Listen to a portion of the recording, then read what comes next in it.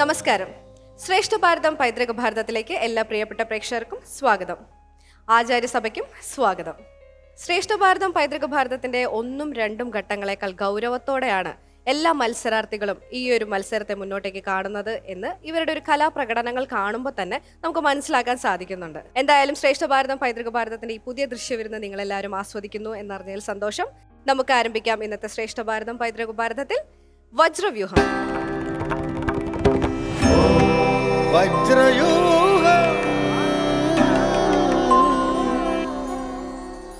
വജ്രവ്യൂഹത്തിന്റെ ഇന്നത്തെ എപ്പിസോഡിൽ ആരാണ് പെർഫോം ചെയ്യാൻ വരുന്നത് നമുക്ക് നോക്കാം. ശരത്തേട്ട.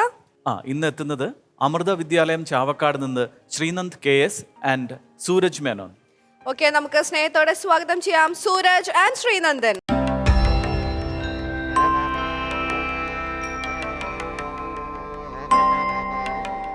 സൂരജ്, ശ്രീനന്ദൻ, ഇതില് രണ്ടുപേരും കഴിഞ്ഞ പ്രാവശ്യം വന്നിട്ടുണ്ടായിരുന്നു. രണ്ടുപേരും ഉണ്ടായിരുന്നു. ഇയാളെ നല്ല ഓർമ്മയുണ്ട്.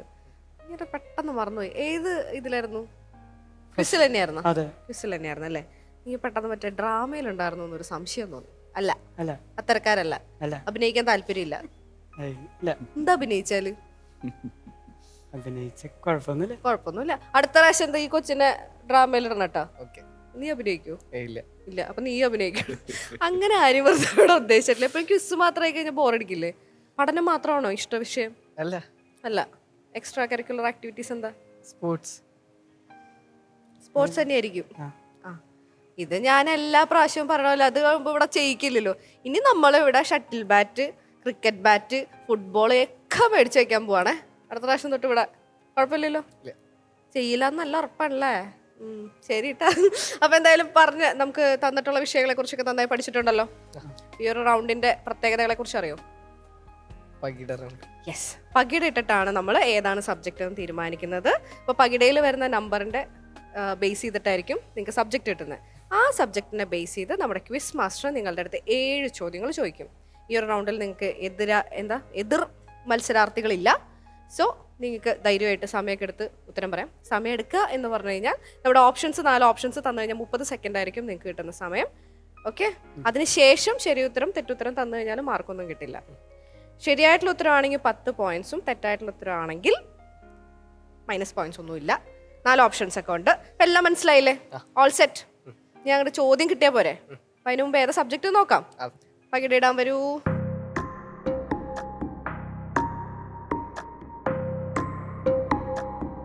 അപ്പൊ ആരാണ് പകിടിടാൻ പോകുന്നത്? ശ്രീനന്ദനാണ് പകിടിടാൻ പോകുന്നത്. അപ്പൊ പകിടിടാം. എന്താ പറയണ്ടെന്ന് അറിയാലോ? ഒരു പകിടയും കൂടെ ഉണ്ട് കേട്ടോ. നല്ല ആവേശത്തില് കാണുന്നവർക്ക് 12 കിട്ടിയെന്ന് തോന്നണം.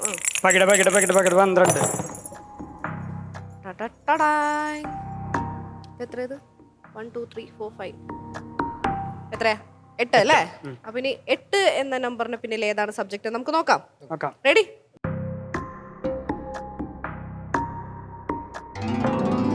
വനവാസം. വനവാസത്തെ കുറിച്ചൊക്കെ നന്നായിട്ട് പഠിച്ചു വെച്ചിട്ടുണ്ടോ? വനവാസം കിട്ടണം എന്നായിരുന്നോ ആഗ്രഹം? സത്യം പറഞ്ഞാൽ മതി. അല്ല എന്നാലും പേഴ്സണൽ ഫേവറേറ്റ് മഹാഭാരതത്തിനായിരുന്നു. നിങ്ങൾ ആരെങ്കിലൊക്കെ വനവാസം പോയിട്ടുണ്ടോ? ഐ മീൻ വനത്തിലോട്ട് ട്രക്കിങ്ങിനൊന്നും പോയിട്ടില്ല? നോ? ഒന്ന് ട്രൈ ചെയ്യണ്ടേ? ചെയ്യാന് ടെൻഷൻ ഉണ്ടോ? സാധാരണ ഈ ഒരു 3ാമത്തെ റൗണ്ട് വന്നതിന് ശേഷം എനിക്ക് ചോദിക്കേണ്ടി വരാത്തൊരു ചോദ്യമായിരുന്നു ടെൻഷൻ ഉണ്ടോന്ന്. അപ്പൊ ആദ്യമായിട്ട് എനിക്ക് ചോദിക്കേണ്ടി വന്നിരിക്കുകയാണ് സുഹൃത്തുക്കളെ. ഉണ്ടോ? ഉണ്ടില്ലേ? ചെറുതായിട്ടുള്ള പോലെ ഉണ്ടല്ലോ. ഇല്ല. അപ്പൊ നല്ല സ്ട്രോങ് ആയിട്ട് മറുപടിയൊക്കെ പറയണം കേട്ടോ. പിന്നെ ഇതില് മാർക്കെങ്ങാനും കുറഞ്ഞാൽ നമ്മൾ വനവാസത്തിന് വിടും. കുഴപ്പമുണ്ടോ? ഇല്ല. അതിന്റെ അർത്ഥം വനത്തിൽ പോയാലും കുഴപ്പമില്ല എന്നാണോ? അതോ ഫുൾ മാർക്ക് മേടിക്കുന്നതാണോ? ഓക്കെ, എന്തായാലും ഞാൻ എന്റെ ബഹളം ഇവിടെ നിർത്താൻ പോവാണ്. എന്തായാലും കാര്യങ്ങളൊക്കെ അറിഞ്ഞ സ്ഥിതിക്ക് നമ്മുടെ ക്വിസ് മാസ്റ്റർ വിളിച്ചാലോ? ഈ ചോദ്യം കൂടെ ഞാൻ ഇതുപോലെ വളവളാന്ന് ചോദിച്ചാൽ നിങ്ങൾക്ക് എന്റർടൈൻമെന്റ് നഷ്ടപ്പെടില്ലേ? ചോദ്യം ചോദിക്കാൻ വിളിക്കട്ടെ? ഇതുപോലെ ചേച്ചി പ്ലീസ്.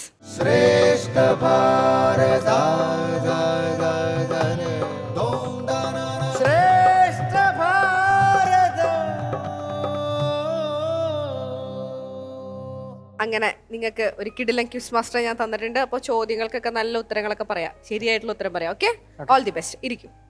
ചാവക്കാട് നിന്നാണ് വരുന്നത് അല്ലേ? അപ്പോൾ രണ്ടുപേരും വെൽ പ്രിപ്പയർഡ് ആണ്. അപ്പൊ നിങ്ങളുടെ ആഗ്രഹം വനവാസം ആയിരുന്നില്ല അല്ലേ? അങ്ങനെയൊന്നുമില്ല, കുഴപ്പമില്ല, ഇത് കിട്ടിയാലും. ഏത് കിട്ടിയാലും കുഴപ്പമില്ല. ഏതായിരുന്നു വേണമെന്നുണ്ടായിരുന്നത്? മഹാഭാരതം. മഹാഭാരതം. അത് നന്നായി പഠിച്ചിട്ടുണ്ട്. ആ അപ്പൊ അതുകൊണ്ട് വനവാസം രണ്ടിലും ഉണ്ടല്ലോ. ആ ഉണ്ട്. ഇതിപ്പോ ഏതിൽ നിന്നാ വരുന്നേ ചോദിച്ചു നോക്ക്. ഇതിപ്പോ ഏതാ നിങ്ങളോട് പറഞ്ഞിട്ടുള്ളത്? രാമായണത്തിൽ വരാം. രാമായണത്തിലെ വനവാസം, മഹാഭാരതത്തിലത്തെ അല്ല. അല്ല. ആയിക്കോട്ടെ, നിങ്ങളുടെ റൂൾസ് ഒക്കെ നിങ്ങൾക്ക് നന്നായിട്ട് അറിയാം. 7 ചോദ്യങ്ങളാണ്. അപ്പൊ നമുക്ക് ചോദ്യങ്ങളിലേക്ക് കിടക്കാം. കിടക്കാം. ആദ്യത്തെ ചോദ്യം, ഗുഹൻ ഏത് രാജ്യത്തെ രാജാവാണ്?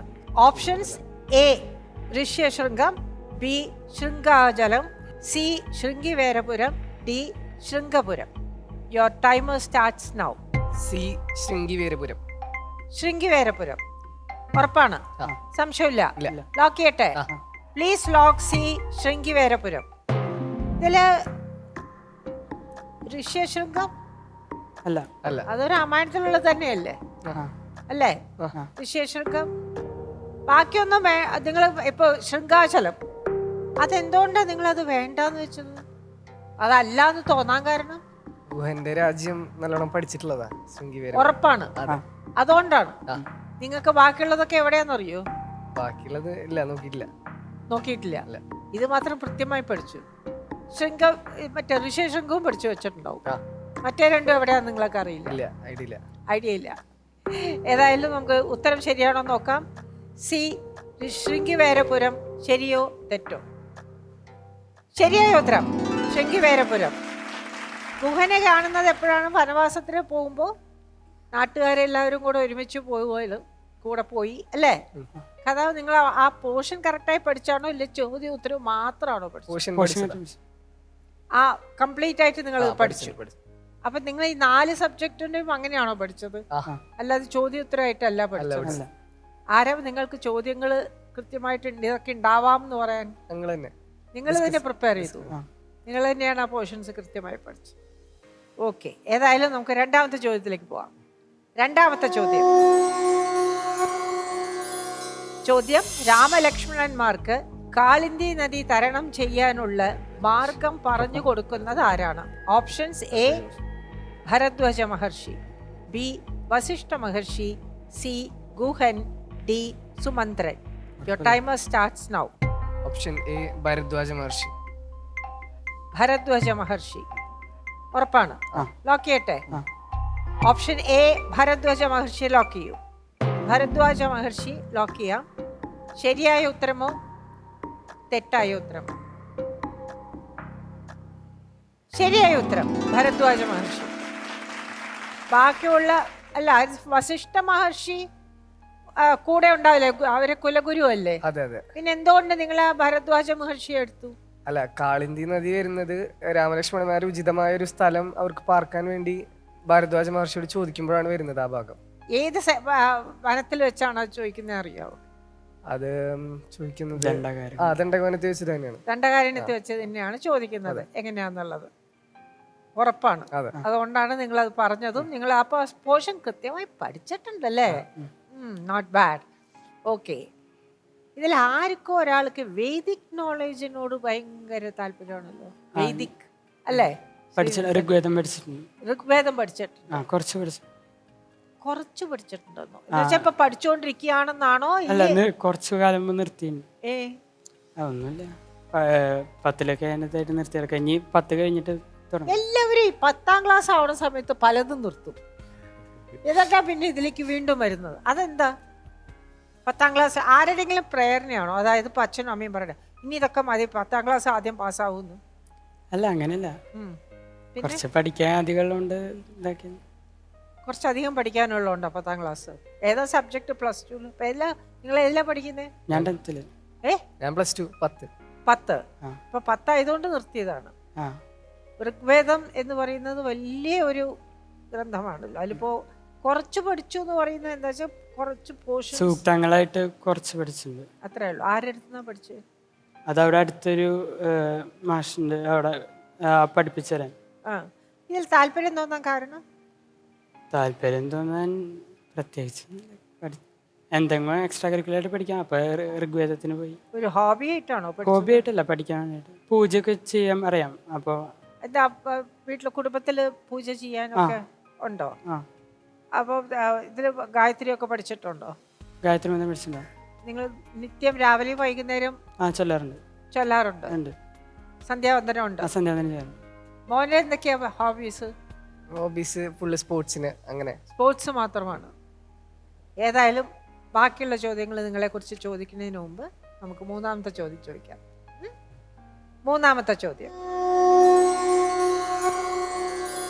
വനവാസകാലത്ത് രാമലക്ഷ്മണന്മാർ വസിച്ച നയന മനോഹരമായ വനപ്രദേശം ഏതാണ്? Options: A Sringiverapuram, B Chitrakootam, C Dandakaranyam, D Sudharma. Your timer starts now. എൻ്റെ കാര്യം സാധ്യത കുറവാണ് എനിക്ക് തോന്നുന്നു. ഭരദ്വാജൻ പറയുമ്പോൾ മറ്റേ കുറെ വർണ്ണനകൾ വരുന്നുണ്ട്. 20 സെക്കൻഡ്സ് കൂടെ ഉള്ളൂ. ചിത്രകൂടല്ലേ പറഞ്ഞു? Chitrakootam. Option B Chitrakootam. Option B ചിത്രകൂടം.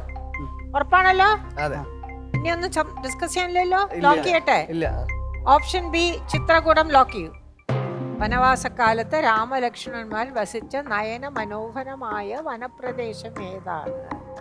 അതിൽ ദണ്ഡകാര്യം, ചന്ദ്രകാരണ്യം, ചിത്രകൂടം എല്ലാം നല്ല നയന മനോഹരമാണ്. അപ്പം നിങ്ങൾ എന്തുകൊണ്ടാണ് ചിത്രകൂടം തിരഞ്ഞെടുത്ത്? ആ ഭാഗത്ത് കുറച്ച് കൂടുതൽ വർണ്ണനകളുണ്ട്, അതുകൊണ്ടാണ്. ചിത്രകൂടത്തിനെ കുറിച്ച്. ദണ്ഡകാരണ്യത്തിനെ കുറിച്ചില്ല? ഇല്ല, അങ്ങനെ കണ്ടിട്ടില്ല. ദണ്ഡകാരണ്യം എവിടെയാ, എപ്പോഴാണ് താമസിച്ചേ? സീത എവിടുന്നാ കട്ടോണ്ട് പോണേ? പഞ്ചവടി. പഞ്ചവടി എന്നാണ്. ഇത് 4 അല്ല, പഞ്ചവടി എന്നാണ്. നിങ്ങൾ പഠിച്ചിട്ടുണ്ട്. ഏതായാലും ഈ ഉത്തരം ശരിയാണോ തെറ്റാണോ എന്ന് നോക്കാം, കാരണം എനിക്ക് സംശയമുണ്ട്.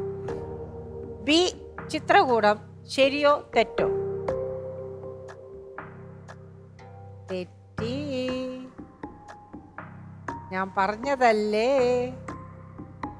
തെറ്റി. ഓ ഇല്ല. ഇല്ല, ഉറപ്പാണ്.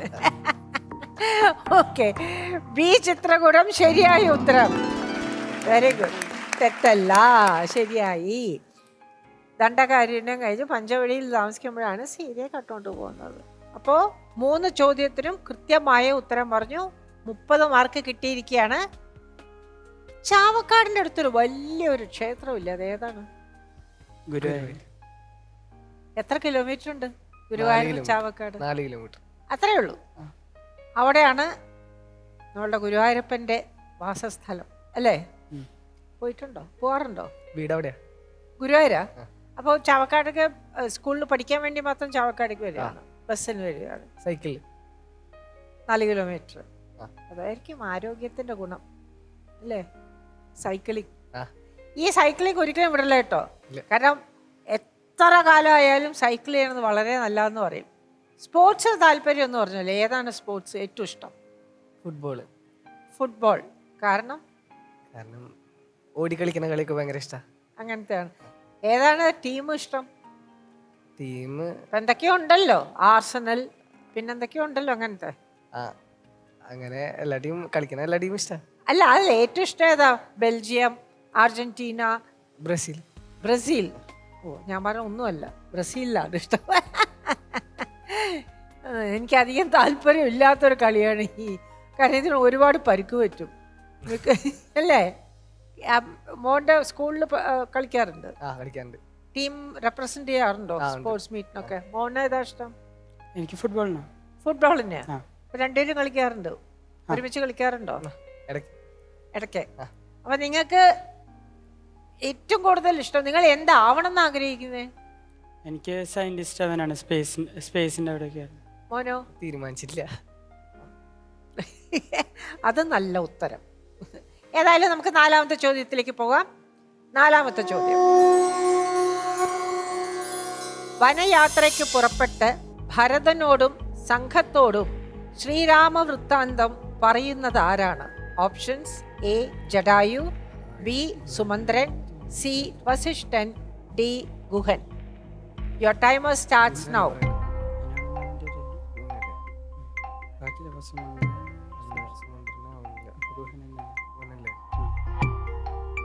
Option D Guhan.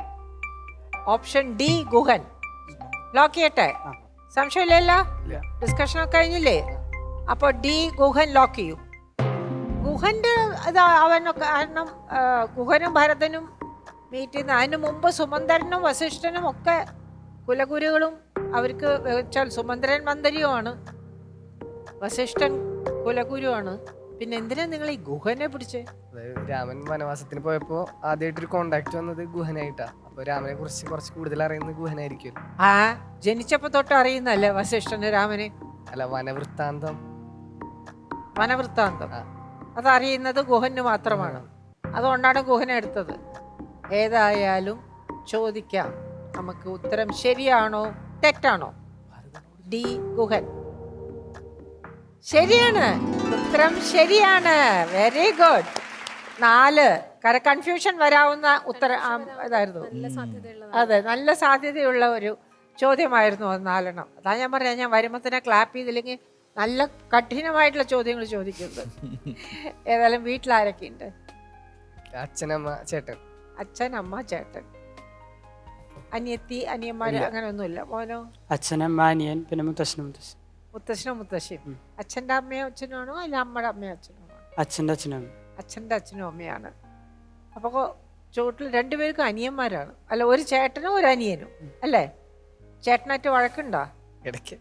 അതെന്തിനാ? അത് എന്തെങ്കിലും ചില സമയത്ത് കളിയുടെ ഇടയ്ക്ക് അങ്ങനെ. കളിയുടെ ഇടയ്ക്കോ? ഒപ്പം കളിക്കുമ്പോ. എന്റെ അച്ഛൻ അല്ല ഏട്ടൻ വേറെ പാർട്ടിയാണോ? ആ, ഇടയ്ക്ക്. ഏതാണ്? മൂപ്പര് അർജന്റീന. അർജന്റീന. അപ്പൊ അടി ഉറപ്പാണ്. ബ്രസീലും അർജന്റീനയും. മോന്റെ വീട്ടില് കുറവാണ്. അനിയനായിട്ട് ഇല്ല, കുറവാണ്. കുറവാണ്. ആ. കാരണം ഭയങ്കര സൗഹൃദം. അനിയനെ കൊച്ചനിയന് എത്ര വയസ്സ് വ്യത്യാസമുണ്ട്? ഇപ്പൊ 4ാം ക്ലാസ്സിൽ. മോനിപ്പോ അപ്പൊ നല്ല വയസ്സ് വ്യത്യാസം. ആ. അപ്പൊ കൊച്ചനിയനാണ്. ആ, ആർക്കാ വികൃതി കൂടുതല്? അതനിയന. അനിയൻ ഇവിടെ ഉണ്ടോ? വന്നിട്ടുണ്ടോ? ഇല്ല. ഉണ്ടെങ്കിൽ ഞാൻ ചോദിച്ചു തന്നെ ആരാന്നുള്ളത്. അല്ല, മോന് ഈ ഇത് ഇനിയും തീരുമാനിച്ചില്ലെങ്കിൽ ഞങ്ങള് +2 ആയിട്ടും +2 ആയിട്ട് അങ്ങനെ താല്പര്യങ്ങൾ അതിന് പ്രത്യേകിച്ച് ഇപ്പൊ ഏതാ സബ്ജക്ട് എടുത്തിരിക്കുന്നത്? സയൻസ്. സയൻസ് സ്പേസിലേക്ക് പോകണമെന്നാണ് ഒരാൾക്ക് ആഗ്രഹം. അപ്പൊ ഏതായാലും നമുക്ക് ഇവിടുന്ന് തന്നെ പോവാം. ഇവിടുന്ന് തന്നെ ഇന്ത്യയിൽ നിന്ന് തന്നെ ഇപ്പൊ പോവാം. നമുക്ക് നാസയിലേക്കൊന്നും പോകേണ്ട കാര്യമില്ല അല്ലേ? നമുക്ക് 5ാമത്തെ ചോദ്യത്തിലേക്ക് പോവാം. 5ാമത്തെ ചോദ്യം. ശ്രീരാമനോട് ധർമ്മഹീനമായും ഭൗതികവാദപരമായും സംസാരിക്കുന്ന മുനി ആരാണ്? Options: A Parasuraman, B Shambukan, C Jabali, D Mandhatavu. Your timer starts now. ആവൂല. ആവൂല. അതല്ലേ കൊടുക്കാൻ പറ്റുമോ? ജാബാലാണ് എൻ്റെ പേര്. കണ്ടിട്ടില്ല. പറഞ്ഞ ജാബാല്. പരശുരാമൻ വരുന്നില്ലല്ലോ. പരശുരാമൻ സംഭവം പറ്റില്ല. Option C Jabali. Jabali. Timer 9 ആയിക്കഴിഞ്ഞു. സി ജാബാലി ലോക്ക് ചെയ്യൂ. ഏതായാലും അവസാന നിമിഷത്തിൽ 2 പേരെ ഡിസ്കഷനോട് കൂടി തീരുമാനിച്ചു ജാബാലിയാണെന്ന് അല്ലേ? ജാബാലിക്ക് എത്തിയത് എങ്ങനെയാ? പരശുരാമൻ പരശുരാമനെ വനവാസ കാലത്ത് അങ്ങനെ വരുന്നില്ല. ശംഭുകനോ? കേട്ടിട്ടില്ല. കേട്ടിട്ടില്ല. ശംഭുകനെ കേട്ടിട്ടില്ല. ഇല്ല. രാമായണത്തിൽ കേട്ടിട്ടില്ല. ഇല്ല. മാണ്ഡാതാവോ? വായിച്ച ഭാഗത്ത് കണ്ടില്ല. നിങ്ങൾ ഏതായാലും കണ്ടില്ല. അപ്പൊ എപ്പോഴാണെന്നുള്ളത് രാമായണത്തിൽ ഇവരൊക്കെ വരുന്നത് നമ്മൾ നോക്കണം അല്ലേ? നോക്കാം. ഏതായാലും ഉത്തരം ശരിയാണോ തെറ്റാണോ? സി ജാബാലി. കറക്റ്റാണ്. ഏതായാലും നമ്മൾ ഇതിൻ്റെ ഒരു വലിയ പാഠം നിങ്ങൾ 2 പേരും ഡിസ്കസ് ചെയ്തിട്ടാണ് ഒരു തീരുമാനത്തിലേക്ക് വരുന്നത്. അപ്പോൾ തന്നെ ഒരു ടീം വർക്കാണ്. അതൊരു വളരെ നല്ലൊരു കാര്യമാണ്. എപ്പോഴും ആർക്കും വരാവുന്ന സംശയങ്ങൾ ഡിസ്കസ് ചെയ്യുന്ന സമയത്ത് ജീവിതത്തിലും ഇത് വളരെ ഇമ്പോർട്ടൻ്റ് ആണ്. നമുക്ക് എന്ത് പ്രശ്നങ്ങൾ വരുമ്പോഴും അച്ഛനോ അമ്മയോ, അതായത് നമ്മളെക്കാളും അനുഭവശാലികളായിട്ടുള്ളവരോട് നമ്മൾ ഡിസ്കസ് ചെയ്യുന്ന സമയത്ത് ഇതിപ്പോൾ നിങ്ങൾ തമ്മിലുള്ള ഡിസ്കഷൻ ഓക്കെ ഫൈൻ, പക്ഷെ ജീവിതത്തിൽ ഞാൻ പറയുന്നത് നല്ല ഒരുപാട് പ്രശ്നങ്ങൾ നിങ്ങളുടെ മുമ്പിൽ ഇനി വരാവുന്ന നിങ്ങൾ വളരുകയാണ്. പ്രശ്നങ്ങളും പല കാര്യങ്ങളും നിങ്ങളുടെ ജീവിതത്തിൽ നിങ്ങൾ പ്രതിസന്ധികളിലും നിങ്ങൾ ഏർപ്പെടും. അപ്പം നിങ്ങളെക്കാളും അനുഭവസ്ഥരായിട്ടുള്ളവരോട് ചോദിച്ച് ചെയ്യുന്നതിന് ഒരു മടിയും നിങ്ങൾക്ക് പാടില്ല. വലിയവരോട് ചോദിക്കുന്നതിന് യാതൊരു തെറ്റ്. അറിയാത്ത കാര്യം നമ്മളാരും എല്ലാം ജനിക്കുമ്പോൾ തന്നെ അറിഞ്ഞിട്ടല്ല ജനിക്കുന്നത്. അപ്പം നമ്മൾ അറിയുന്നവരോട് ചോദിച്ച് മനസ്സിലാക്കി നമ്മൾ അതിന് മുമ്പോട്ട് പോകുമ്പോൾ ജീവിതത്തിൽ തെറ്റായ ഒരു പാതയിലോട്ട് പോവാതിരിക്കും. ഓക്കെ, നമുക്ക് 6ാമത്തെ ചോദ്യത്തിലേക്ക് പോവാം. ഇനി എത്ര ചോദ്യം ബാക്കിയുണ്ട്? 6ഉം 7ഉം 2 ചോദ്യമേ ഉള്ളൂ അല്ലേ? ഓക്കെ, അപ്പം നമുക്ക് 6ാമത്തെ ചോദ്യത്തിലേക്ക് പോവാം. അത്രി മഹർഷിയുടെ പത്നി ആരാണ്? A Arundhati, B Anusuiya, C Priyamvada, D Renuka. Your timer starts now. B Anasuya. B Anusuiya. ഉറപ്പാണോ? ആ. സംശയമില്ല? ഇല്ല. ലോക്ക് ചെയ്യട്ടെ? ആ. ബി അനുസൂയ.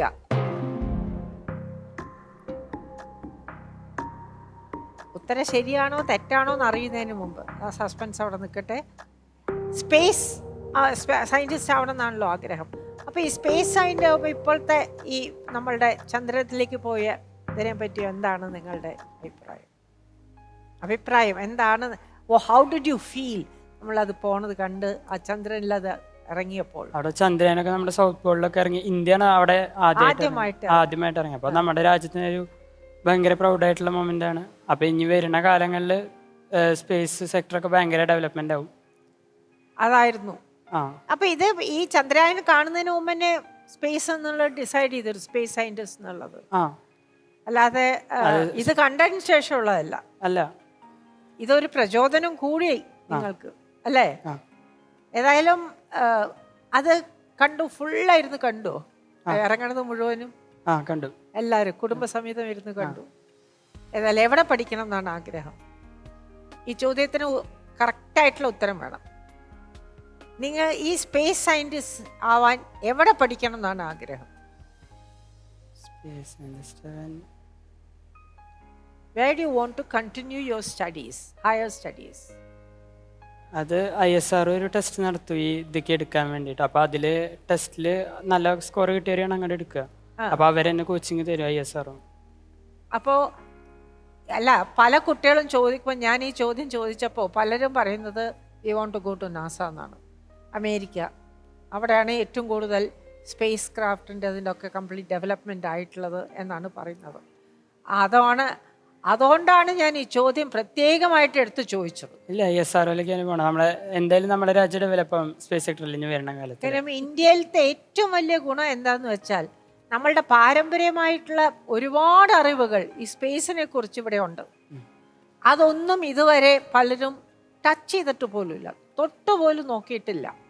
അപ്പോൾ അതിനിപ്പോൾ വേദിക്കായിട്ടുള്ള നോളേജും കൂടെ വരുന്ന സമയത്ത് ഈ ഇപ്പോൾ മോൾ പഠിച്ചു വേദം പഠിച്ചു എന്ന് പറയുന്നില്ലേ, വേദത്തിൻ്റെ കൂടെ തന്നെ നിങ്ങൾക്ക് ഈ സയൻസ്, സ്പേസ് സയൻസ് ഏറ്റവും കൂടുതൽ ആദ്യം ഡെവലപ്പ് ചെയ്തിട്ടുള്ളത് ലോകത്തിൽ ഇന്ത്യയിലാണ്, ഭാരതത്തിൽ. ഞാൻ ഇന്ത്യ എന്നുള്ള വാക്കല്ല ഉപയോഗിക്കണേ, ഭാരതത്തിലാണ്.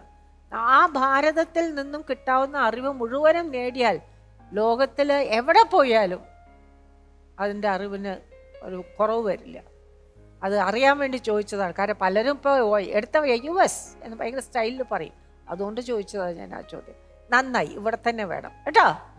ഓക്കെ, 6ാമത്തെ ചോദ്യം. ബി അനുസൂയ, ശരിയോ തെറ്റോ? ശരിയായ ഉത്തരം, കറക്റ്റ്. ഏതായാലും അരുന്ധതി കൺഫ്യൂഷൻ വരാതിരുന്നത് വലിയ നന്നായി.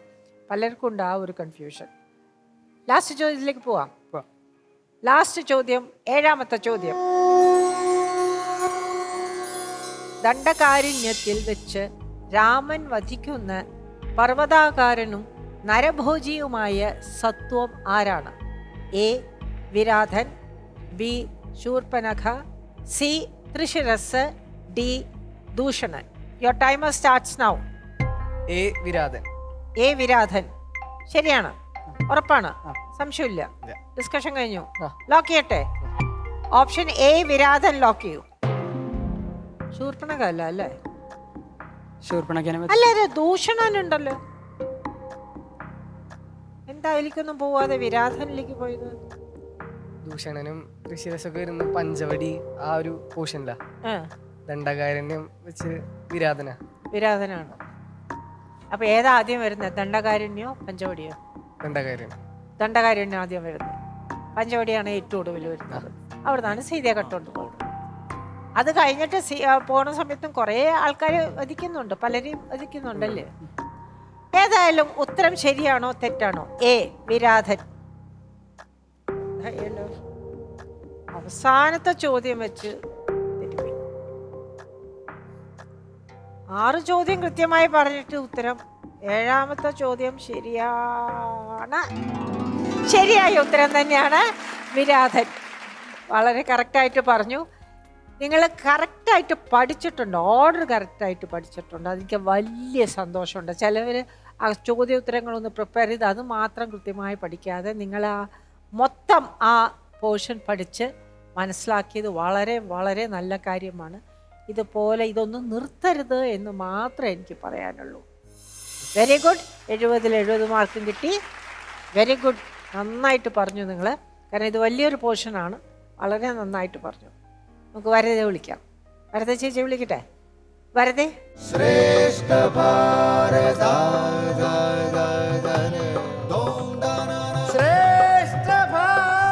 അങ്ങനെ ഫുൾ മാർക്ക്. Full mark. സയന്റിസ്റ്റുമാരെയും സ്പേസിൽ പോകുന്ന ആൾക്കാരെയൊക്കെ നമുക്ക് ഇവിടെ നിന്ന് കിട്ടണ്ടല്ലേ.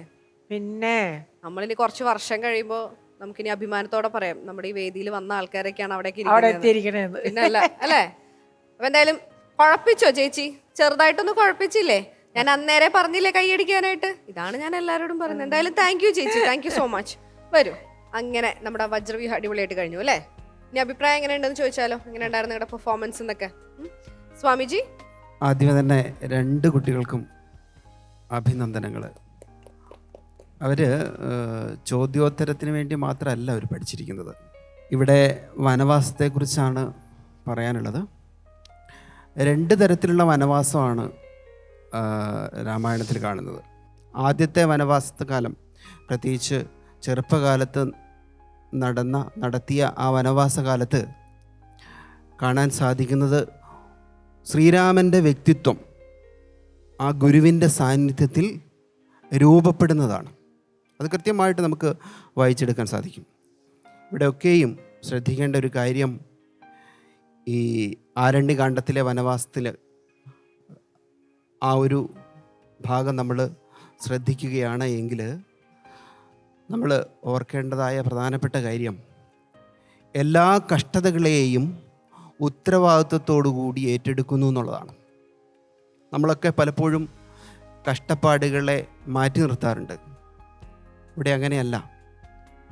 ഉത്തരവാദിത്വത്തോടുകൂടി എല്ലാ കഷ്ടപ്പാടുകളെയും ഏറ്റെടുക്കുകയാണ്. അതായത് യൗവനത്തിൽ തന്നെ ഈ വാനപ്രസ്ഥം ശ്രീരാമൻ പൂർത്തീകരിച്ചിരിക്കുന്നു.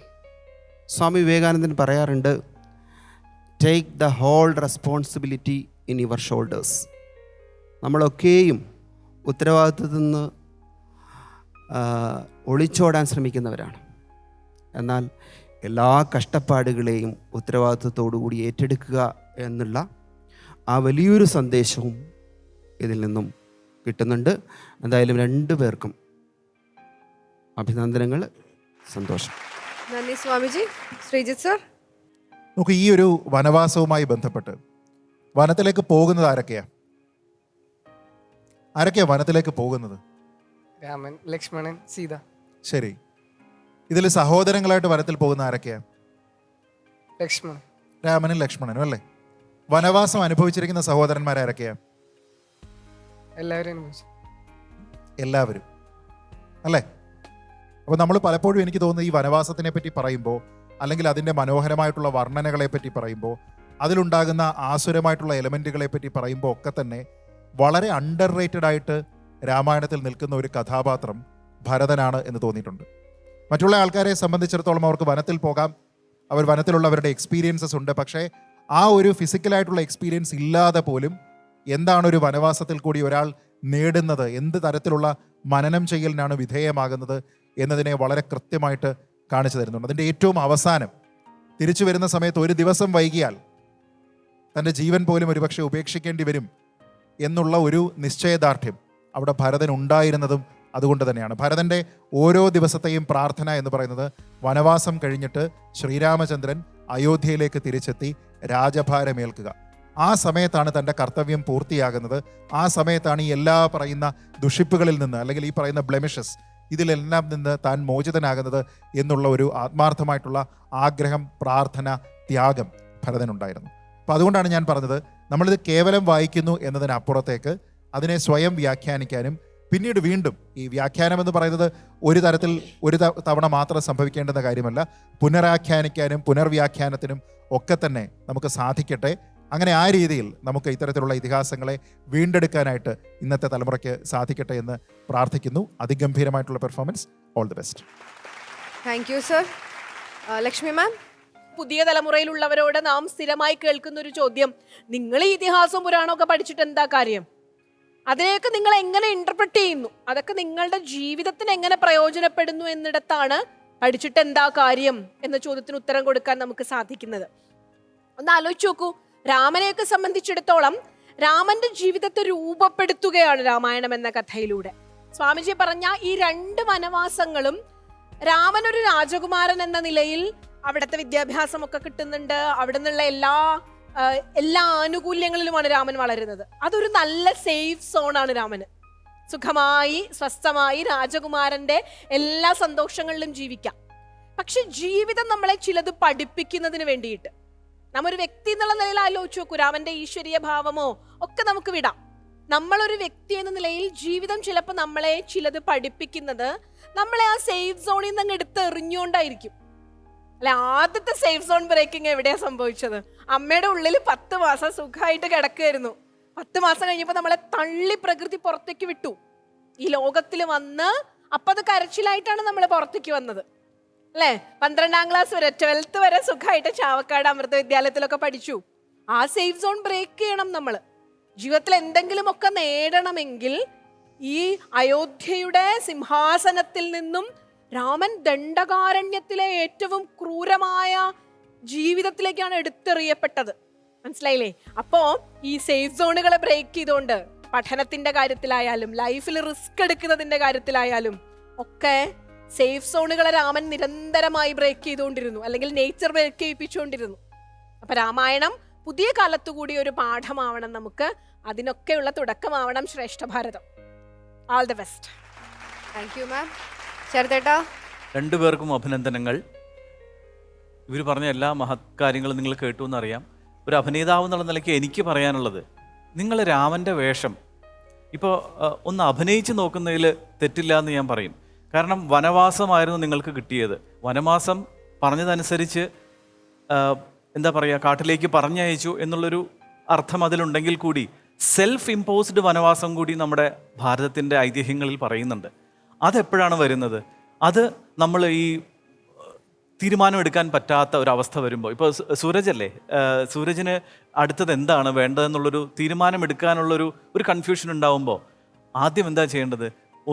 ഒന്ന് സമാധാനമായിട്ട് പോയിട്ട് സ്വയം മനനം ചെയ്യുക. അതിന് വനവാസം വളരെ ഉത്തമമായിട്ടുള്ളൊരു മാർഗമാണെന്ന് ഞാൻ പറയും, ഒരു സഹായമാണെന്ന് ഞാൻ പറയും. കാരണം ഇതുവരെ നിങ്ങൾ 2 പേരും ഒരു പ്രോപ്പർ വനവാസം നടത്തിയിട്ടില്ല എന്ന് എനിക്ക് തോന്നുകയാണ്. ഞാൻ എൻ്റെ കുട്ടിക്കാലത്ത് എൻ്റെ കസിൻസിൻ്റെ ഒക്കെ കൂടെ വനത്തിലേക്ക് പോയി, ഇൻ്റർനെറ്റ് ഇല്ലാതെ വെളിച്ചമില്ലാതെ ഒരു വടിയും പൊതിച്ചോറ് കൊണ്ടുപോയി 14 കിലോമീറ്റർ അകത്തേക്ക് നടന്ന് വനത്തിൻ്റെ ഉള്ളിൽ ഒരു ലൈറ്റും ഇല്ലാത്ത ഒരു മരത്തിൻ്റെ മുകളിൽ ഒരു ഇതിൽ താമസിക്കുകയുണ്ടായിട്ടുണ്ട്. അത് നമുക്ക് ജീവിതത്തിൽ മറക്കാനാവാത്തൊരു അനുഭവമായിരിക്കും അത്. ആ സമയത്ത് കാടിൻ്റെ ശബ്ദവും നമ്മുടെ ഉള്ളിലെ ശബ്ദവും എല്ലാം കൂടി ചേർത്ത് നമുക്ക് പല കാര്യങ്ങളിലേക്കും തിരിച്ചറിവുണ്ടാവും. അപ്പോൾ എൻ്റെ അഭിപ്രായം പറയുകയാണെങ്കിൽ നിങ്ങൾ 2 പേരും, നിങ്ങളുടെ സ്കൂളിലുള്ള എല്ലാ കുട്ടികളും ഒരു ദിവസമെങ്കിലും വനവാസം ചെയ്യണം എന്നുള്ളതാണ്. സെൽഫ് ഇമ്പോസ്ഡ് ആണ് ഞാൻ പറഞ്ഞത്, ഒരു കേഴ്സ് രീതിയിലല്ല. അങ്ങനെ പോകുമ്പോൾ നമുക്ക് കുറച്ചും കൂടി പ്രകൃതിയെക്കുറിച്ചും നമ്മുടെ മനസ്സിനെക്കുറിച്ചൊക്കെ കൂടുതൽ മനസ്സിലാവാൻ ഇത് കിട്ടും എന്നാണ് പറയുക. അപ്പോൾ എന്തായാലും നിങ്ങൾ 7 ചോദ്യങ്ങൾ ഉത്തരം പറഞ്ഞു. 2 പേർക്കും ഉജ്ജ്വലമായൊരു ഭാവി ഉണ്ടാവട്ടെ എന്ന് ആശംസിക്കുന്നു. Thank you so much. Thank you ശരത്തേട്ടാ. അപ്പം ഹാപ്പി ആയല്ലോ? എല്ലാ അഭിപ്രായങ്ങളൊക്കെ കേട്ട് കഴിഞ്ഞിട്ട് ഹാപ്പി? ഇനിയെങ്കിലും ഒന്ന് ചിരിക്കടോ, നിങ്ങൾ നമ്മുടെ നാട്ടുകാരല്ലേ ഒന്നല്ലെങ്കിൽ. ഓക്കെ, അപ്പൊ എന്തായാലും ശ്രേഷ്ഠ ഭാരതം പൈതൃക ഭാരതത്തിന്റെ വജ്രവ്യൂഹം ഇവിടെ അവസാനിച്ചിരിക്കുകയാണ്. നമുക്ക് ആരംഭിക്കാം മകരവ്യൂഹം.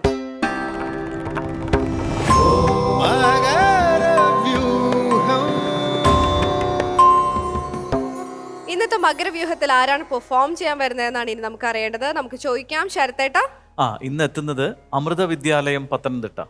ഓക്കെ, നമുക്ക് സ്നേഹത്തോടെ സ്വാഗതം ചെയ്യാം അമൃത വിദ്യാലയം പത്തനംതിട്ട.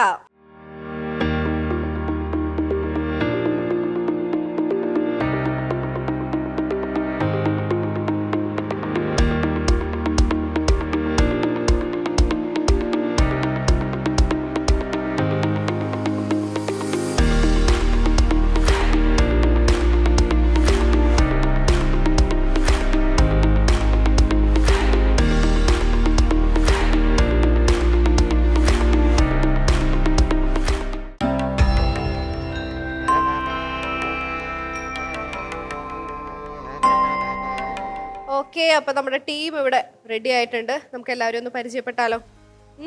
എവിടെ തുടങ്ങാം? അവിടെ നിന്ന്. ആർജിത്ത് എത്രാം ക്ലാസ്സിലാ? 8ാം ക്ലാസ്സിൽ. 8ാം ക്ലാസ്സില്. എൻ്റെ പേര് ഹൃഷികേഷ്, ഞാൻ 7ാം ക്ലാസ്സിൽ പഠിക്കുന്നു. 7ാം class. Akhilesh, Akhilesh 7th standard. 7th. എൻ്റെ പേര് ശബരി, ഞാൻ 10ൽ പഠിക്കുന്നു. 10ൽ പഠിക്കുന്നു. ദേവനന്ദ 8ൽ പഠിക്കുന്നു. 8ൽ പഠിക്കുന്നു. രാജാവൊക്കെ ഇച്ചിരി ഘനഗാംഭീര്യമുള്ള ഹൈറ്റൊക്കെ ഉള്ള രാജാവ് അടുത്ത് നിൽക്കാഞ്ഞത് നന്നായി. മഹർഷി നിന്നാ മതി എൻ്റെ അടുത്ത് കേട്ടോ, രാജാവിന്റെ അടുത്തൊന്നും നിർത്തണ്ട. ഓക്കെ, അപ്പം ഇത് നമുക്ക് ഏത് വിഷയത്തിനെ കുറിച്ചാണ്? സ്വാഭാവികമായിട്ട് വിഷയം അറിയാം, എന്നാലും ഏതൊരു സീക്വൻസ് ആണ് നിങ്ങൾ എടുത്തിരിക്കുന്നത്? മണികണ്ഠന് വിഷച്ചോറ് നൽകുന്ന സീക്വൻസ്. ആ സീക്വൻസ് ആണ് ചെയ്യുന്നത്. ഓക്കെ, നമ്മളുടെ റൂൾസ് അറിയാമോ? രാജാവേ എന്തെങ്കിലും രാജാവ് റൂൾസ് അറിയാമോ? ആരോടാണുള്ള രാജാവല്ലേ, അതാണ് ആ ഒരു ഗാംഭീര്യം ഇടാണ്ട് എന്നോടോ രോഷാകുലനായിട്ടാണ് നോക്കിയത് വരുന്നത്. അതെ, എന്റെ അടുത്തൊക്കെ ചോദ്യം ചോദിക്കാനായോന്നൊക്കെ. അതെ. ഓക്കെ, ഇനിയിപ്പം നിങ്ങൾക്ക് അറിയില്ലെങ്കിൽ ഞാൻ നൈസായിട്ട് പറഞ്ഞുതരാം. 7 മിനിറ്റ് ദൈർഘ്യമാണ് നിങ്ങളുടെ ഒരു പെർഫോമൻസിന് നിങ്ങൾക്ക് ലഭിക്കുന്ന സമയം എന്ന് പറഞ്ഞു കഴിഞ്ഞാൽ 70 മാർക്കിലാണ് നിങ്ങളുടെ ഈ ഒരു പെർഫോമൻസിനെ വിലയിരുത്തുന്നത്. 3 കാര്യങ്ങളുടെ ബേസ് ചെയ്തിട്ടായിരിക്കും മാർക്ക് വരുന്നത്: അഭിനയം, സ്ക്രിപ്റ്റ്, ഡയറക്ഷൻ. പിന്നെ അറിയാവുന്ന പോലെ 5 പേർക്കാണ് മാക്സിമം ഈ ഒരു റൗണ്ടിൽ പെർഫോം ചെയ്യാൻ സാധിക്കുന്നത്. ഇനി എന്തെങ്കിലും ഡൗട്ട് ഉണ്ടോ? ഇല്ല. 70 മാർക്കിലാണെന്ന് ഞാൻ പറഞ്ഞല്ലോ, അത് ആരൊക്കെ തരണേന്ന് അറിയണ്ടേ? അറിയണം. ചേച്ചിയും ശരത്തേട്ടനും 20 മാർക്കിലായിരിക്കും മാർക്ക് തരുന്നത്. ബാക്കി 3 പേരും 10ലായിരിക്കും മാർക്ക് തരുന്നത്. അപ്പം നന്നായിട്ട് പെർഫോം ചെയ്യാനായിട്ട് ശ്രമിക്കുക കേട്ടോ. All the very best. ഭൗതിക ജീവിതത്തിലെ ദുരിതങ്ങൾ അകറ്റി മനുഷ്യരെ മോക്ഷപ്രാപ്തിയിലേക്ക് നയിക്കുന്ന കലിയുഗ വരദനാണ് സ്വാമി അയ്യപ്പൻ. സകലഭൂത സഞ്ചയങ്ങളുടെയും രക്ഷിതാവായി ഹരിഹരസുതനായി മണ്ണിൽ പിറന്ന അയ്യപ്പന്റെ ജീവിതകഥയിലെ ഒരു ഭാഗം. യം ബ്രഹ്മാ വരുണേന്ദ്രരുദ്രമരുതഃ സ്തുന്വന്തി ദിവ്യൈസ്തവൈഃ വേദൈഃ സാംഗപദക്രമോപനിഷദൈർ ഗായന്തി യം സാമഗാഃ.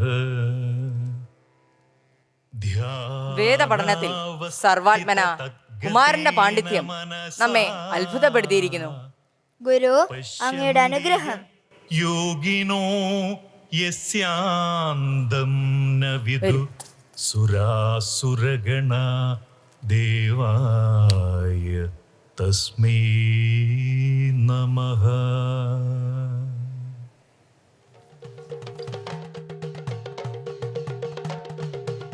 മണികണ്ഠകുമാരൻ വിജയിക്കട്ടെ, മണികണ്ഠകുമാരൻ വിജയിക്കട്ടെ, കുമാര അരുത്.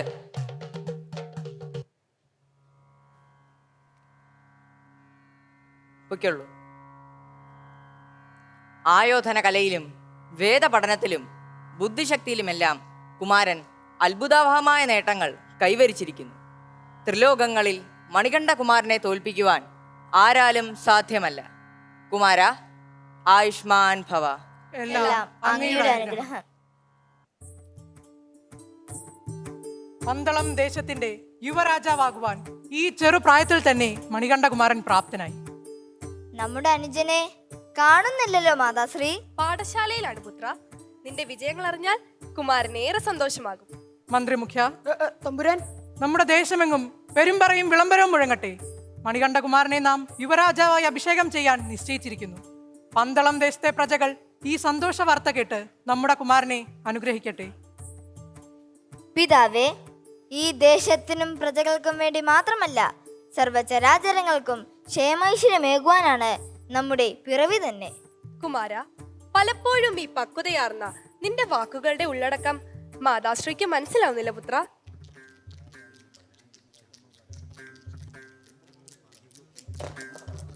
മന്ത്രി നമ്മുടെ ഉത്തരവ് കേട്ടില്ലെന്നുണ്ടോ?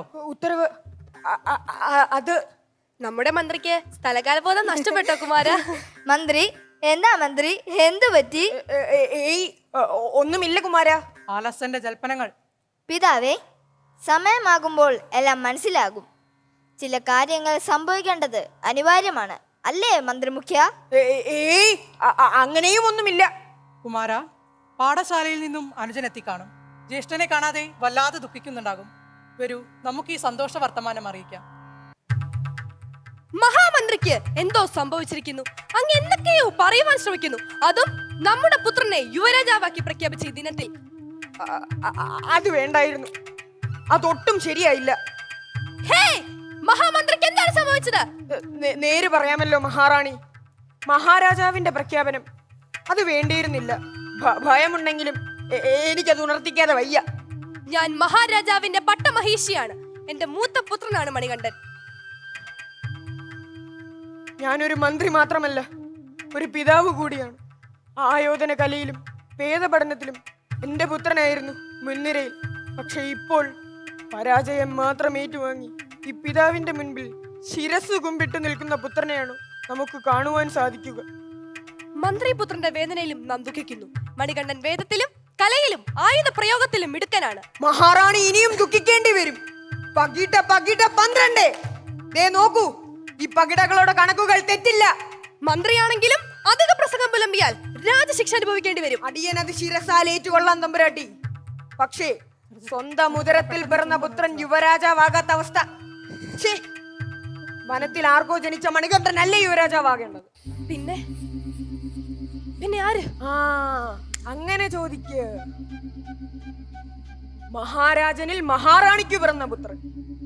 എന്റെ പുത്രൻ പുത്രവാത്സല്യത്താൽ മതിമറന്നിരിക്കുന്ന മഹാരാജാവിന് മുൻപിൽ നമുക്കിത് ഉണർത്തിക്കുവാൻ സാധിക്കില്ല. പക്ഷേ എന്റെ പുത്രന്റെ കിരീടധാരണം, മഹാറാണിയുടെ പുത്രന്റെ കിരീടധാരണം, മഹാറാണിയുടെ പുത്രന്റെ കിരീടധാരണം അത് നടക്കണം. എനിക്കൊരാശയം തോന്നുന്നുണ്ട്. പറയൂ മന്ത്രി, മണികണ്ഠനെ ഒഴിവാക്കുവാൻ മറ്റെന്താണൊരു വഴി? പറയാം, രഹസ്യമാണ്.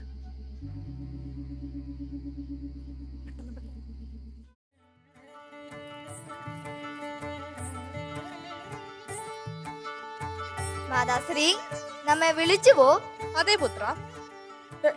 ഹേയ്, ഞാനാണ് വിളിച്ചത് കുമാര. അത് ഞാൻ തന്നെ പറഞ്ഞോളാം.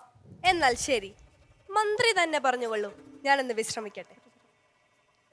എന്റെ പുത്രന്റെ ജന്മദിനവും കുമാരനെ യുവരാജാവാക്കുവാനുള്ള മഹാരാജാവിന്റെ അറിയിപ്പും അതൊരു ദിനം തന്നെയാണ് കുമാര. ഈ വേളയിൽ എന്റെ പ്രിയ സുഹൃത്തിന്റെ ജന്മദിനമോ? അതെ കുമാര.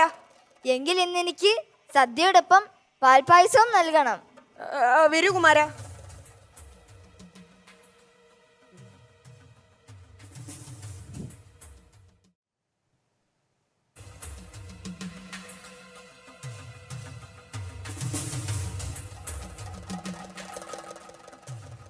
കുമാര, കുമാര, വരൂ കുമാര.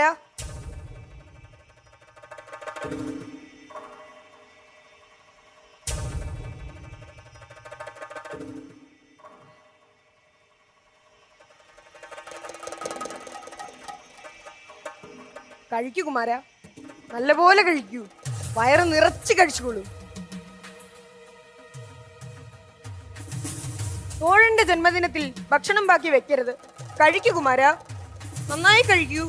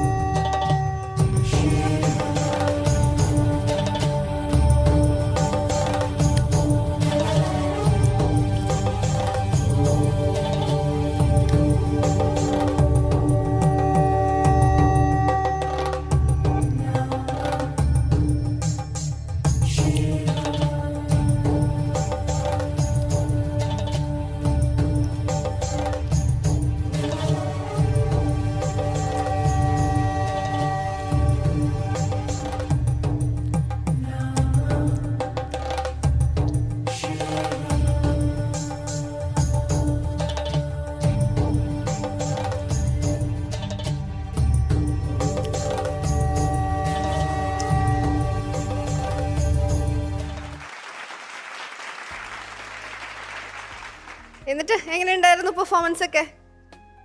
സ്വയം ഇഷ്ടപ്പെട്ടോ? ഇഷ്ടപ്പെട്ടു.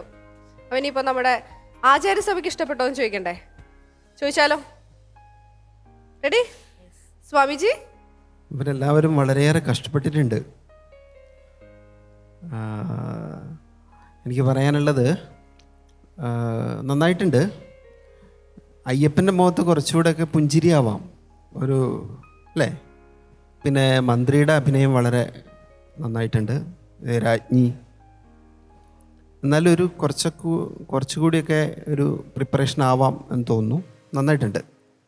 ഇവിടെ വിഷച്ചോറ് നൽകുന്ന ഈ ഒരു സംഭവത്തെ കാണേണ്ടത് പ്രത്യേകിച്ചും ഭൂതനാഥോപാഖ്യാനമാണ് അയ്യപ്പനെക്കുറിച്ചുള്ള ആധികാരികമായിട്ടുള്ള ഒരു ഗ്രന്ഥമായിട്ട് പൊതുവെ കണക്കാക്കുന്നത്. ഇതിൽ നിന്ന് നാം മനസ്സിലാക്കേണ്ട പ്രധാനപ്പെട്ട ഒരു കാര്യം, എല്ലാ വിഷത്തെയും വിഷമയമായ എല്ലാ സാഹചര്യങ്ങളെയും അതിജീവിക്കാൻ നാം കരുത്തരായി മാറണം എന്നുള്ളതാണ്. നമുക്കറിയാം ഇന്ന് ഇൻ്റർനെറ്റും ഒക്കെയുള്ളൊരു യുഗമാണ്. അത്തരൊരു കാലഘട്ടത്തിൽ വിഷമയമായ എല്ലാ സാഹചര്യങ്ങളെയും നമുക്ക് അതിജീവിക്കാൻ സാധിക്കണം. അതിന് ആത്മബലമാണ് നാം നേടേണ്ടത്. ഭഗവത്ഗീതയിലൊക്കെ പറയും ഉദ്ധരേത് ആത്മനഃ ആത്മാനം. വിവേകാനന്ദ സ്വാമികൾ പറയും all power is within you, you can do anything and everything. നമ്മളിൽ എല്ലാ ശക്തിയും എല്ലാ ബലവും ആത്മബലവും കുടികൊണ്ടിരിക്കുന്നു. നമുക്ക് എല്ലാത്തിനെയും അതിജീവിക്കാനുള്ള കരുത്തുണ്ട്. അതിലൂടെ നമുക്ക് വലിയ മുന്നേറ്റങ്ങളിലേക്ക് നടന്നെടുക്കാൻ സാധിക്കണം. അതാണ് ഈ സംഭവം, ഈ ഒരു ഐതിഹ്യം നമുക്ക് പറഞ്ഞു തരുന്ന ഒരു സന്ദേശം. എന്തായാലും നിങ്ങളെല്ലാവരും വളരെ നന്നായിട്ട് അഭിനയിച്ചു. അതിൽ ഞാൻ പറഞ്ഞതുപോലെ മന്ത്രി, രാജ്ഞി ഒക്കെ വളരെ മനോഹരമായിട്ട്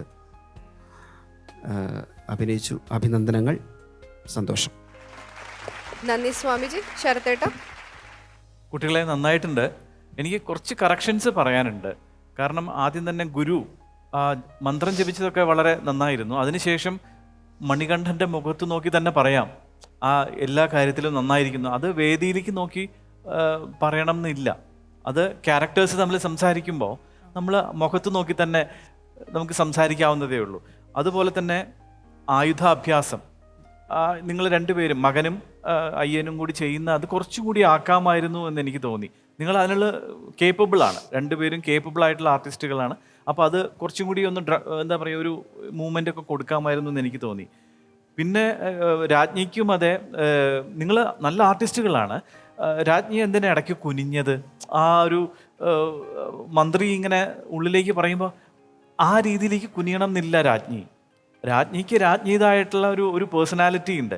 അതിൽ ഉള്ളിൻ്റെ ഉള്ളിലാണ് മാറ്റം സംഭവിക്കുന്നത്. അപ്പോൾ അത് ശരീരത്തിലേക്ക് അങ്ങനെ കാണിച്ച് അത് കുറച്ച് വേണമെങ്കിൽ കുറയ്ക്കാം ഇനി അടുത്ത വേദിയിൽ വരുമ്പോൾ. മന്ത്രി എന്തായാലും നന്നായിട്ടുണ്ട്. അപ്പോൾ ഓൺ ദ ഹോൾ നിങ്ങൾ നല്ല രീതിയിൽ തന്നെ. പിന്നെ എല്ലാവരും ഇപ്പോൾ അദ്ദേഹം തന്നെ പല വേഷങ്ങൾ കെട്ടിയുണ്ടായി. രാജാവ് തന്നെ പക്ഷിയായിട്ട് വന്നു, അതുപോലെ തന്നെ ശിവനായിട്ട് വന്നത് മഹർഷിയായിട്ട് ചെയ്ത ആൾ തന്നെയല്ലേ? അതെ. അപ്പോൾ ഒരു ടീം വർക്ക് എന്തായാലും ഇതിൻ്റെ പിന്നിലുണ്ടായിരുന്നു. അപ്പോൾ എന്താ ഈ ഹാർഡ് വർക്കിന് ഓൾ ദ വെരി ബെസ്റ്റ് കേട്ടോ. താങ്ക് യു ശരത്തേട്ട. ചേച്ചി? മൊത്തത്തിൽ നന്നായിരുന്നു, കുഴപ്പമൊന്നുമില്ല. എല്ലാവരും നന്നായി അഭിനയിച്ചു. പക്ഷെ പൊതുവെ ഒരു ഇത് നോക്കുവാണെങ്കിൽ എല്ലാത്തിനും ഒരു പൂർണ്ണതയിലേക്ക് എത്തുന്നില്ല. ഒരു സീനും ഇതിൽ ഒരു പൂർണ്ണതയിലേക്ക് എത്തിയില്ല. ശരത്ത് പറഞ്ഞ പോലെ അഭ്യാസത്തിൻ്റെ ഇതായാലും അവസാനം എസ്പെഷ്യലി ദി എൻഡ് ഒന്നും മനസ്സിലായില്ല. അയ്യപ്പൻ്റെ അടുത്ത് കഴിച്ചുകൊണ്ടിരുന്നു, ബാക്കിയുള്ളവരും നിന്നുകൊണ്ടിരുന്നു. അതെന്തായിരുന്നു കൺവേ ചെയ്യാൻ നിങ്ങൾ ശ്രമിച്ചേ എന്നുള്ളത്. അയ്യപ്പനും മഹാവിഷ്ണു ആയിരിക്കും ഗരുഡൻ, രണ്ടുപേരും കൂടെ മകനെ രക്ഷിച്ചു എന്നുള്ളതാണോ എന്നുള്ളതൊക്കെ ഒരു എന്താ പറയുക, ഇനി എന്തോ ബാക്കി വെച്ച പോലെ തോന്നി. അതൊരു പൂർണ്ണതയിലേക്ക് എത്തിയില്ല എന്നുള്ളതാണ് എനിക്ക് പറയാനുള്ളത്. ഒക്കെ നന്നായിരുന്നു, കുഴപ്പമൊന്നും പറയാനില്ല, വലിയ കാര്യമായിട്ടുള്ളൊരു കുഴപ്പങ്ങളൊന്നുമില്ല. പക്ഷേ കുറച്ചും കൂടെയൊക്കെ ഒരു എന്താ പറയുക, ഒരു എനർജി ആവാമായിരുന്നു എല്ലാവരും കൂടെ. പ്രൗഢഗംഭീരമായിട്ട് രാജാവ് നടന്നു വന്നാലും ഡയലോഗ് ഡെലിവറിയിൽ ആ ഒരു എനർജി ഫീൽ ചെയ്തില്ല. കുറച്ചും കൂടി നന്നായിട്ട് നല്ല എന്താ പറയുക, രാജാവിന് പറ്റിയ ശരീരമാണ്, പക്ഷേ ആ ശബ്ദം നല്ല ശബ്ദം, അത് കുറച്ചും കൂടി ഒന്ന് ബോൾഡായിട്ട്, രാജാവാണല്ലോ, എല്ലാവരെയും അധികാരത്തിൽ വരുന്ന രാജാവല്ലേ, അപ്പം അതൊക്കെ ആവാമായിരുന്നു. മൊത്തത്തിൽ പൂർണ്ണതയിൽ എത്തിയില്ല എന്ന് എനിക്ക് തോന്നി. അതാണ് മെയിനായിട്ട് തോന്നിയത്. ബാക്കിയെല്ലാം വലിയ കുഴപ്പമൊന്നുമില്ലാതെ പോയി. അയ്യപ്പൻ്റെ കഥ എന്ന് പറഞ്ഞാൽ ഇതൊരു ഐതിഹ്യം, പല ചർച്ചകളിലും ഉള്ള ഒരു ഐതിഹ്യമാണ്. ഏതായാലും നന്നായി, കുഴപ്പമില്ല. All the best. Thank U ചേച്ചി. ശ്രീജിത്ത് സർ. പത്തനംതിട്ട അമൃത വിദ്യാലയം, നിങ്ങൾ നന്നായി പെർഫോം ചെയ്തു. പക്ഷേ ചേച്ചി പറഞ്ഞ അഭിപ്രായത്തിനോടാണ് എനിക്ക് കൂടുതൽ യോജിപ്പ്. പ്രത്യേകിച്ച് ഒരു പെർഫോമൻസിൻ്റെ ഒരു ജീവനാഡി എന്ന് പറയുന്നതും ഒരു ലാസ്റ്റിംഗ് ഇംപ്രഷൻ നമ്മുടെ മനസ്സിലുണ്ടാക്കുന്നതും അതിൻ്റെ എൻഡിങ് സീനാണ്. അപ്പോൾ അത് കാണുന്ന സമയത്താണ് നമുക്ക് ആ ഒരു പെർഫോമൻസിൽ നിന്നൊരു തൃപ്തി ഉണ്ടാവുക. ഇവിടെ അത് കുറച്ച് പ്രൊലോങ് ചെയ്ത് പോയി, കുറച്ചൊന്ന് ഡ്രാഗ് ചെയ്തു. പക്ഷേ ഈ പറഞ്ഞതുപോലെ നമ്മളിങ്ങനെ മനസ്സിൽ ഇതിങ്ങനെ ആവാം, അങ്ങനെ ആവാം ഇവരുദ്ദേശിച്ചത് എന്ന് കുറച്ചൊന്ന് ഓപ്പൺ എൻഡഡ് ആയിട്ട് ഇട്ടതിന് ശേഷമാണ് അത് അവസാനിപ്പിച്ചത്. നമുക്ക് ഊഹിക്കാൻ വലിയ ബുദ്ധിമുട്ടൊന്നുമില്ല, എങ്കിൽ പോലും അവിടെ മന്ത്രി ഇങ്ങനെ നോക്കി നിൽക്കുകയാണ്.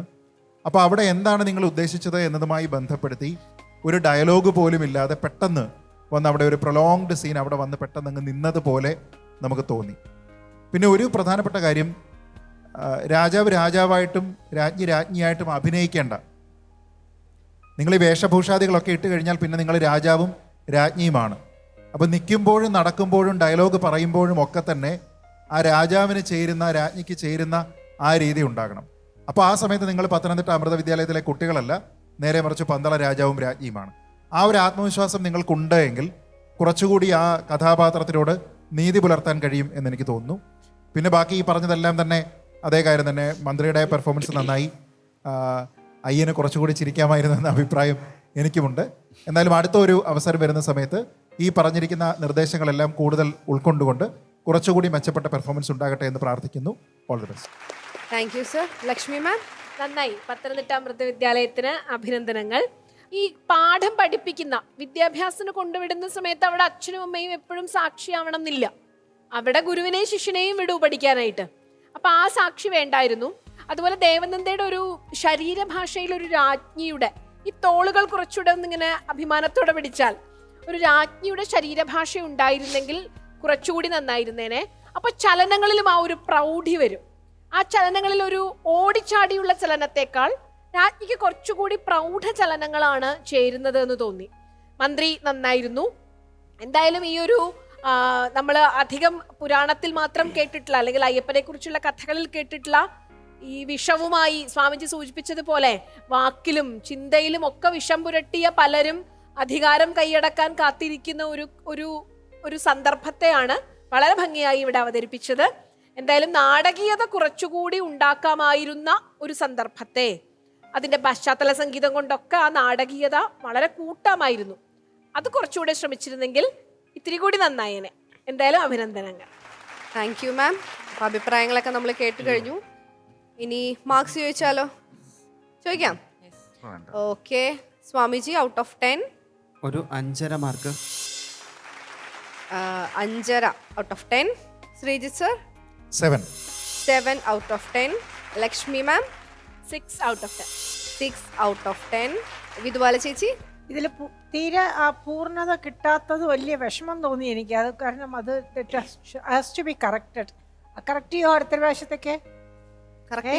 ഇനിയുള്ള എല്ലാ ഇതിലും വരുന്ന റൗണ്ടുകളിലും നന്നായിട്ട് പെർഫോം ചെയ്യണം. ഓക്കെ, വാക്കല്ലേ? 15. 15 ഔട്ട് ഓഫ് 20. ശരത്തേട്ട ഔട്ട് ഓഫ് 20? ഞാൻ 15.5. 15.5 ഔട്ട് ഓഫ് 20. അപ്പൊ നമ്മുടെ ടോട്ടൽ മാർക്കാണ് 49 ഔട്ട് ഓഫ് 70. ഒരു ശ്മശാന മൂകത ഇവിടെ തളം കെട്ടി നിൽക്കുന്നു. ഇതെന്തത് ചിരി കുറഞ്ഞു പോയെന്നല്ലേ ഉള്ളൂ, തീരെ മോശമൊന്നായിട്ടില്ല. നമുക്ക് ഇനി റൗണ്ടുകൾ ഇങ്ങനെ കിടക്കുകയാണ് അല്ലേ? അപ്പോൾ അവരെല്ലാവരും പറഞ്ഞ പോലെ ഇനിയും ബെറ്റർ ആക്കിയിട്ട് കൊണ്ടുവരാനുള്ള അവസരങ്ങൾ നമുക്കുണ്ട്. അപ്പോൾ അത് മാക്സിമം യൂട്ടിലൈസ് ചെയ്യുക. അപ്പോൾ ഇന്നത്തെ മകരവ്യൂഹം ദേ ഇവിടെ അവസാനിക്കുകയാണ്. അപ്പോൾ ഇനി നമുക്ക് അടുത്ത എപ്പിസോഡുകളിൽ കാണാം. Thank you.